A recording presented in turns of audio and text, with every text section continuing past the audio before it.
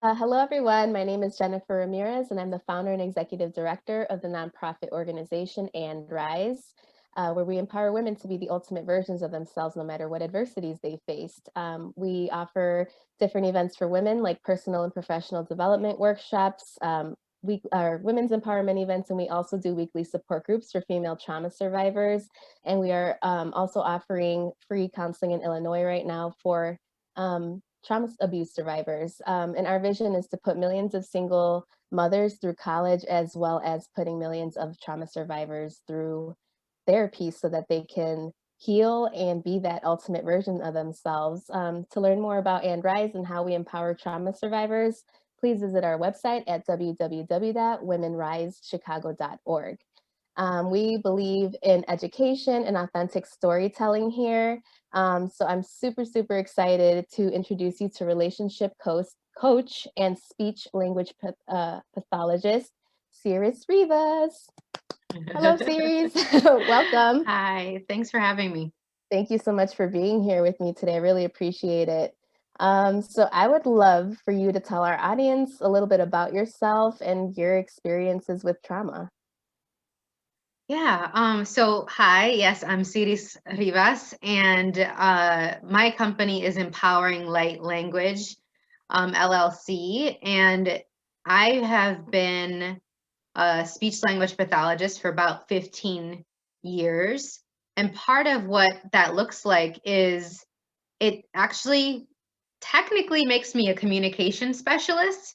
But one of the things that I really like about it is that I've been able to adapt all of these evidence-based practices and including my own personal journey with trauma to empower people to have better relationships with themselves, with their bodies, especially if they've experienced trauma with their against their body, like physical abuse, sexual abuse. But one of the things that a lot of people don't realize is how much we lock in the mental and emotional abuse as well in our bodies and how that can create a lot of havoc with our bodies. So I actually combine a lot of energetic tools as well, therapeutic energy work with my evidence-based practice tools that I learned in grad school when I did like 2 master's degrees at the same time. And so it's a little bit of a different approach. It's very much about body awareness and really staying present with your body and actually co-creating your life and living with your body moving forward. And a lot of people, even those that haven't experienced trauma, don't know how to do that. Haven't really been told to connect with their body and have conversations with it. And then what does it look like? All the different ways it can look like. I certainly wasn't taught that in school. I wish that every child had this information. I wish every individual had this information around the world. And so I now teach classes and I give coaching sessions and offer a lot of little ebooks and different resources to start inviting people to have a greater presence with their body and to actually buddy up with it, partner with their bodies to have exuberant living and way more joy and pleasure with their bodies. And for me personally, I had so much pain and so much illness with my body for 10, 15 years that it's a lot of people were like, how are you even vertical, let alone having pleasure with your body, being able to travel, being able to run different businesses? Like, how are you even here? And sometimes it astounds me as well. Like, I'm not sure. Like, it's a lot of it is this huge demand of myself and to not give up on what I knew was possible. But that's what I love inviting other people to as well through all the different projects I have and classes is don't give up on you and don't give up on actually having this communion and connection with your body that maybe you don't know that anyone else that is choosing that and having that with their body. Yeah, absolutely. I love that. And it's so true. We don't really think that everything's intertwined, but everything in our body is intertwined, interconnected with people don't think that, our mind can affect our body, like our physical being too. Like we can physically make ourselves sick, if you're like, Yep, I did it. yeah, me too. I'm guilty. So, but yeah, that's why it's important to, get in therapy, I think people have a misconception about therapy too. It's for crazy people or for people that have problems. Not necessarily. You don't need to be going through anything. Sometimes you just need to talk to somebody about what's going on and just kind of get rid of it and move on, you know? So, About a quarter of the people that see me are actually, they love their lives already. They already have a great connection with their body. What they would like is they know that even more is possible and they want to take it to the next level, like an up leveling of it, an upgrade. yeah, So you're right, there doesn't have to be a problem, but I definitely want to invite the people that do feel kind of stuck or not really sure what's going on with their body, that they aren't alone, that it's really common and there are yes. tools available for them to have more ease with that. Yeah, definitely. Yeah, thank you for adding that in there. Yeah, so I'd like to hear a little bit about, you know, what your experience is with trauma and overcoming it. Yeah, yeah.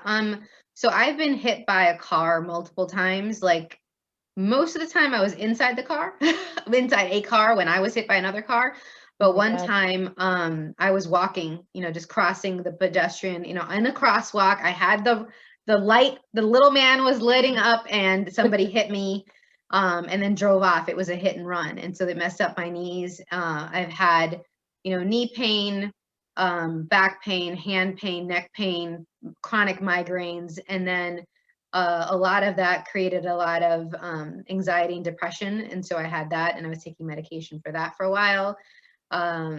Was also chronically ill. And a lot of people, I think that it's interesting that I'm starting with this example of trauma because a lot of people don't think that medical illness is trauma, and it can be very traumatic. It can be very Very. isolating, just like other trauma.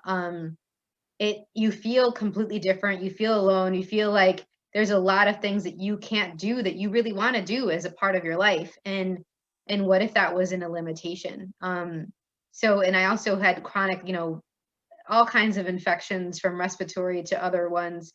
And so there wasn't basically not a time that I wasn't on some kind of medication for a really long time, if not multiple. I think at one point when I was rebuilding my immune system with a naturopathic doctor and the help of them, because the medications of the pharmaceuticals weren't really working. It was like a Band-Aid. It wasn't really addressing the core issues for me. And Mm-hmm. so I had to go out of the Western medicine stuff. Otherwise, I would not be here talking with you today, because the doctors were like, if you don't do anything soon, you're going to get pneumonia and you're going to die. Like they literally just presented it to me like that. And I was like, great, doc.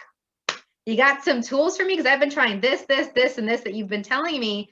None of it's really working at the root thing. So I worked with some holistic physicians and naturopathic doctors and created an individualized plan for me that rebuilt my immune system from underground.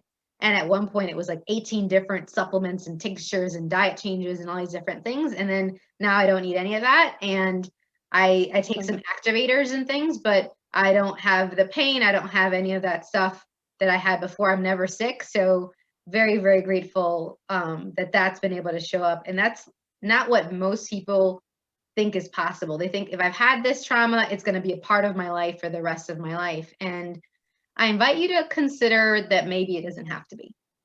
Yes, I love that you said that. Yes, a lot of the times we can feel like, well, this is it. This is life. Like, this is what it's going to be forever, especially if it's happened for, you know, months at a time and things like that. So we can Yeah. definitely get stuck into thinking that. But like she said, definitely not the case. Yeah. um, so what would you suggest for anyone who's in the process of healing? Like, what advice would you give them? The first thing that comes to mind for me is to go out of definition. Like, I was assaulted by a boyfriend. I was raped in a hotel room by my boyfriend before he was going to travel to go out of town. He was drunk. I've had a lot of emotional and mental abuse from family members. And all the stories that you would loop on, like I would start making those stories like who I was, like it was like my identity, instead of like, oh, this is a story of someone that isn't even here anymore. Like, this isn't even who I am. And not using that as like robe, as like clothing to go into the world. Like literally taking off each of those pieces of clothing, each of those stories that I was using to show up in the world and this is like, oh, this is what I am. I'm a rape survivor. I am the daughter of so-and-so. Even when I talk about my past illness, it's to the point that it's so irrelevant to me that it feels like I'm talking about somebody else. Mhm. And yet I love talking about it to invite people to know, like, it's something that you can outcreate it, that you can choose beyond it. These things that Yes. we've been told have to be a part of us and locked into our bodies and beings forever and ever. It's just, what if it could be at some point that you're talking about these experiences, and it's like you're talking about so and so from third grade and not you. It just doesn't even feel like you anymore. And Yeah. kind of taking off all of that stuff. So that's the first thing I would recommend. And the other thing I mentioned already is to not give up. I tried tons of things before the sweet combination of stuff that got to the unlocking of what was locked in. Yeah. You know, I saw so many different specialists, tried so many different interventions, and it takes a lot to tell somebody else your whole history again, and your medical history, your whole family history, and like, oh, another person, Yes. I get it. It sucks. And don't give up, because if I had, I wouldn't have found the social worker that helped me get off of the medication of the anti-anxiety and antidepressants. I wouldn't have found the naturopathic doctor that helped me not have pain ever again. I wouldn't have found the other people that was been able to invite me to other possibilities, other facilitators and coaches, and the books that like I can still like reread over and over again, because they just like, yeah, this is what's true. But if I had given up, and man, were there times that I was tempted to, Yeah. like, there are Yeah. so many times you're tempted to, I wouldn't be here to then be able to contribute to other people and them having a different possibility.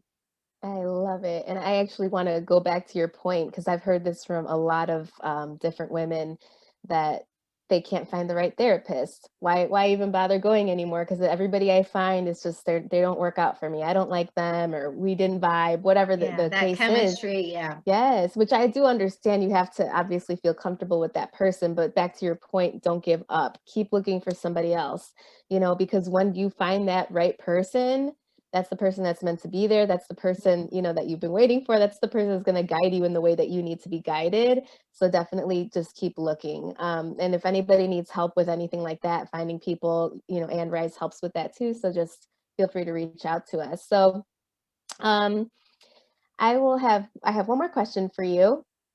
What was the hardest thing about changing your life, if anything? Interesting. You might find it surprising to hear this. I certainly was, when I finally recognized this, was how many people didn't want me to change. Mhm. I was surprised by how many people who love me, who loved that all of the stuff that was part of the trauma and part of the me being sick and part of me being depressed, and all of I was doing all this fixing, saving, helping with everyone else, and that was creating all this havoc in my body, not really making myself a priority. I was making everybody else a priority. All of that, when all of a sudden I started changing the steps to the dance, Yeah. how many people were like, no, wait, you can't get better. You can't change the steps. Wait, these are, it's carved in stone, the rules of our engagement here. And this is family, this is partners, this is friends. Right. And me being willing to choose me first, and be willing to have some people go if they were going to stop me from having the change I knew was possible. That was surprising and quite challenging. And yet now other people who love who I am now, who don't want me to be in pain and sick, and who care about me caring for myself, they've shown up. I'm being that vibration, and those people are showing up instead. So know that when you start choosing that, as much as it sucks and you wish that those people could have your back, and some of them resurface, they leave for a little while while you transition, and they come back and like, hey, and you're like, hey, welcome back, but it's on your terms. Right. And I think that that's that was surprising, but also in the transition, quite challenging. Yeah, for sure. I can resonate with that because the same thing happened with me in my healing journey, and had to break up with friends that I never thought I would have to ever break up with, or never thought I'd have to like end the friendships, and it was painful.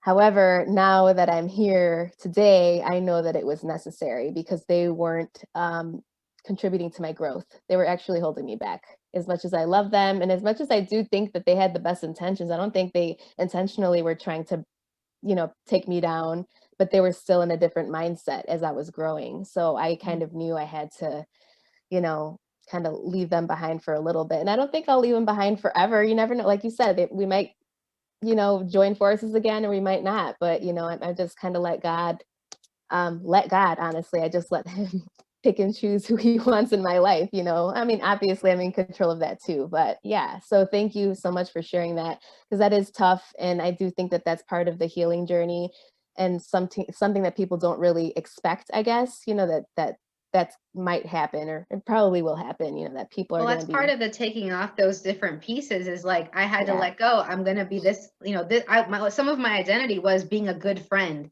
to these certain people. And when I had to take off that scarf, take off that Yes. hat, I was like, am I willing to not have that piece of clothing, that thing that was a part of my wardrobe? And some people, they were like, wait, no, put your hat back on. Yeah. What are you Yeah. doing? Like, they could only interact with me if I had that going on. And I was like, I don't want that on anymore. Yeah. And that's also great too. Another point is you're setting your boundaries too, and that's another really, really, really important thing when we're healing, is setting those boundaries and saying no. And like you said, you put yourself last for a long time, and you have to put yourself first. It's okay to say no to people. No is a complete sentence. It is. It really is. Mhm. If you say no to, the people that are meant to be in your lives, they're going to accept your boundaries and say, okay. But then the people that are still pushing, but why not? But why this? And why, like they're going to keep pushing. And that maybe is just something to think about, that, people who Yeah. really respect you and want the best for you won't push your boundaries, and they'll accept your no, and they'll accept it and still love you. So I want to thank you so much, Siris, for being with me today. You are awesome. I think you contributed amazing nuggets today. So if anybody wants to get in contact with you or work with you, where can they find you? My website is empoweringlightlanguage.com, and they can also email me at empoweringlightlanguage@gmail.com. I'm on Facebook, I'm on Instagram, SoundCloud. I have a YouTube channel with a bunch of other, resources in there. You might want to check that out. Talk about a lot of different things, from your relationship with your body to kids. I work a lot with kids and families, and then just actual partnerships and different type of relationship dynamics. So definitely something to check out. And on that same vein, I offer a free ebook called 5 Questions to Ask to Stop Self-Sabotage in Relationships. And a lot of people actually have applied this and given me great feedback that they've applied the tools that are in there, not just for their romantic relationships and their friendships, but also their relationship to their body, to themselves. And so if you know of anyone that would benefit from it, I can include that, and we can have that under the description, I guess. Yeah, absolutely. Yeah. So just so you know, all her Siris contact information and everything that she just said, I'll be putting it in the description box, so you can just click and go straight there. But yeah, thank you again for being here with me. This was great. And yeah, and thank you guys for watching. To learn more about And Rise, and we have resources on our website. We have videos as well. We have a lot of. Subscribe to her channel. Yes, because I have like 9 followers, so please subscribe. At this point, now by the time this is up, it'll be like way more. That's right. All right, everyone, take care, and thank you guys for watching.